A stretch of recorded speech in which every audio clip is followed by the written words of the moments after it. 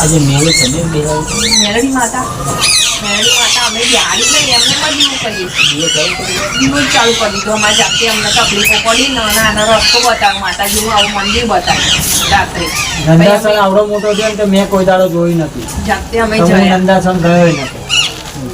આના રાત્રે રસ્તો બતાવ્યો કે પપ્પા આવી રીતના મંદિર છે તે અમે અને આ જોયું. રસ્તો છે. મેં કીધું ત્યાં જોયો તો કે હા.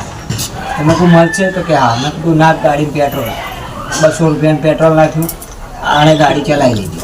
મેં કહું તને જેમ ખબર પડે કેમ કે આ તો ગામડે રહેતો દેવકાના મોડા કહું ને અમદાવાદ તો એ લગભગ 15 વર્ષનો થયો ને પછી જ અમદાવાદ આવ્યો.